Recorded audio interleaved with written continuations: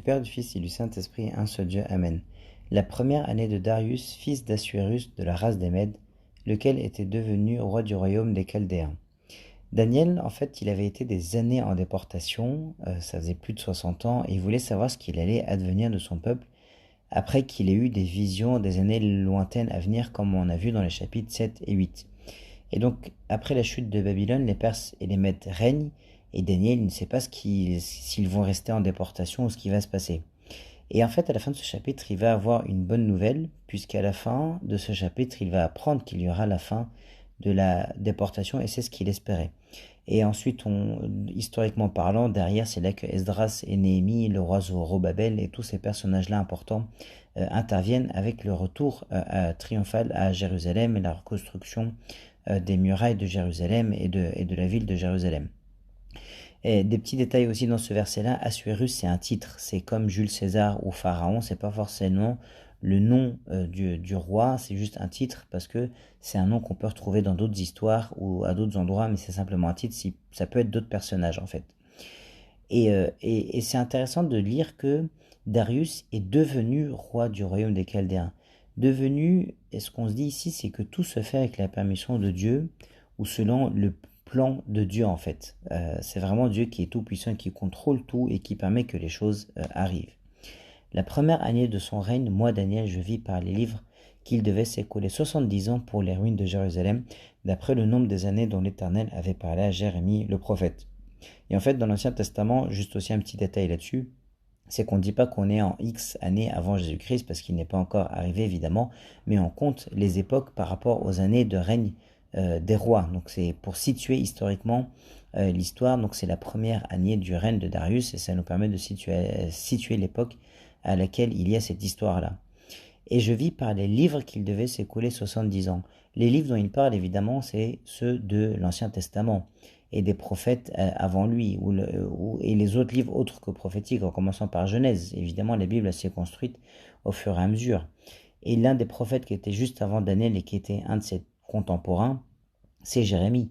Et donc Daniel, il a étudié ces livres-là, la Genèse et même les livres prophétiques bien sûr, parce qu'ils contiennent des secrets, il les a étudiés, surtout celui de Jérémie qui parlait de la déportation qui allait durer 70 ans. Or, lui, ça fait plus de 60 ans qu'il est là en déportation, donc Daniel, il sait que la fin de la déportation, elle est proche et que ça va être un événement heureux. Et un petit détail aussi, écrit dans l'Éternel avait parlé à Jérémie. C'est beau de le lire ainsi, parce que c'est pas Jérémie qui parle, mais c'est bien l'Éternel. Et dans la Bible, la vérité, évidemment, c'est qu'ils écrivent tous ces écrivains-là sous l'inspiration de l'Esprit Saint, sous l'inspiration de Dieu. Bien sûr, c'est des hommes qui ont écrit, mais sous l'inspiration de l'Esprit Saint. Et Jérémie parlait effectivement des 70 ans de déportation comme durée.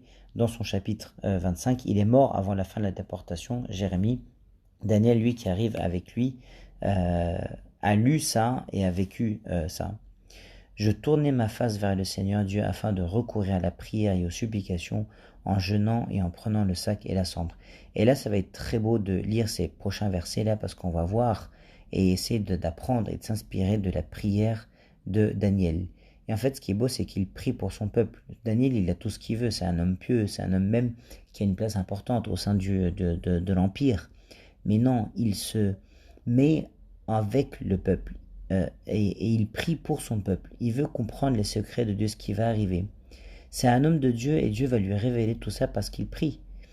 Et la méditation, ce qu'on apprend ici, c'est que pour comprendre la Bible, il faut prier. C'est pas en lisant de plus en plus qu'on va comprendre de plus en plus. Mais comme la Bible elle a été écrite par l'Esprit Saint, eh bien on la comprendra par l'Esprit Saint aussi. Et donc si on veut comprendre et si on veut que soient révélées ces choses-là, ces mystères-là, ce qui est écrit dans la Bible, c'est uniquement par la grâce de Dieu. C'est Dieu qui révèle. Et donc il faut qu'on jeûne, il faut qu'on prie, il faut qu'on lutte spirituellement, et alors Dieu donne la compréhension si on prie vraiment. Il faut qu'on fasse comme Daniel dans ce verset-là. Plus on prie d'ailleurs, et plus on se rend compte qu'on est loin de comprendre tous les mystères de Dieu. Et celui qui se croit sage, en réalité, c'est sûr qu'il ne l'est pas. Et donc le mood de la prière, si je puis dire, c'est de se mettre à jeûner, à prendre le sac et la cendre, c'est-à-dire de prier avec ferveur, de prier pour les autres, de ne pas prier pour soi, mais et là comme le fait Daniel pour son peuple, Et ce qui lui importe, c'est les gens, c'est la parole de Dieu. Il supplie et écrit. Sa prière est fervente. Le sac et la cendre, ça montre l'humilité, l'ascèse, le fait de traiter durement son corps. Et tout cela avec le jeûne, c'est très précieux aux yeux de Dieu. Et ça donne de la ferveur. Et Dieu répond à ces prières-là favorablement, bien sûr. Et on va continuer d'apprendre. Je priai l'Éternel mon Dieu et je lui fis cette confession. Seigneur Dieu grand et redoutable, toi qui gardes ton alliance et qui fais miséricorde à ceux qui t'aiment et qui observent tes commandements. Et donc remarquez que pour l'instant Daniel, il ne demande rien, mais qu'est-ce qu'il fait? Il confesse. Ça veut dire quoi, confesse? Ça veut dire qu'il reconnaît que Dieu est le Dieu véritable, qu'il est le Tout-Puissant. Il reconnaît aussi qu'on est faible et pécheur, c'est ce qu'on va voir dans la suite. Et donc dans nos prières, il faut qu'on fasse ces confessions-là. Il faut qu'on médite sur la grandeur de Dieu, qu'on confesse que Dieu est notre Père, qu'il est tout-puissant. C'est la confession de notre foi, la profession de notre foi. Quand on prie, il faut qu'on prenne ces exemples de prières qu'on lit dans la Bible. Et donc, toujours commencer nos prières en méditant sur la grandeur de Dieu. Il y a écrit Dieu est grand et redoutable, tout-puissant. On peut méditer sur sa nature divine, sur sa toute-puissance. Et avant de prier d'ailleurs, pour se mettre dans le mode, on peut essayer de réfléchir à ses péchés du jour. D'abord, réfléchir aux gens qui sont dans le besoin, prier pour eux, réfléchir à la grandeur de Dieu et se mettre à prier, pas juste éteindre la télé et tout de suite se mettre à prier. C'est pas une bonne idée que de faire ça pour se mettre dans le mood de la prière. Mais on peut essayer de faire ça. Donc de reconnaître ses péchés, réfléchir un petit peu d'abord avant de s'y mettre. Et Daniel d'ailleurs, il n'a jamais douté de Dieu, bien qu'il soit en déportation, il a toujours eu la foi. Et il va prier en disant qu'il mérite tout ce qui leur arrive en fait, mais que pour autant Dieu garde son alliance. Il médite aussi sur la miséricorde de Dieu. Dieu est miséricordieux avec nous, mais que si on l'aime et si on observe ses commandements. C'est ce qui est écrit. Il fait miséricorde à ceux qui t'aiment et qui observent tes commandements. À ces conditions-là, on peut demander la pitié de Dieu et Dieu la donne évidemment. Ensuite, qu'est-ce qu'il dit? Nous avons péché, nous avons commis l'iniquité, nous avons été méchants et rebelles. Nous nous sommes détournés de tes commandements et de tes ordonnances. Donc après avoir confessé la grandeur et la toute-puissance de Dieu, il confesse ensuite ses péchés. Et tout ceci avant de demander quoi que ce soit. Et donc si on médite sur Dieu, sa nature, sa paternité, on n'osera même plus demander certaines choses matérielles à Dieu, puisqu'on sait que Dieu est notre Père et qu'il est responsable de nous. D'ailleurs, Daniel, on lui connaît aucune faute ou péché, bien qu'il ne soit pas sans faute, évidemment, il n'y a que Dieu qui est sans faute. Mais il dit quand même, nous avons péché. Il se compte avec son peuple. Ça nous fait penser à Moïse qui a demandé à être effacé du livre de la vie à cause des péchés du peuple. Mais Dieu lui a répondu que c'est celui qui a péché qui sera effacé du livre de la vie. Et Moïse donc a beaucoup prié pour son peuple. Daniel ici fait la même chose. Et donc il faut qu'on prie en confessant la grandeur de Dieu d'abord, ses grâces, ensuite on confesse nos péchés, notre faiblesse. Confesser, ça veut dire des vérités.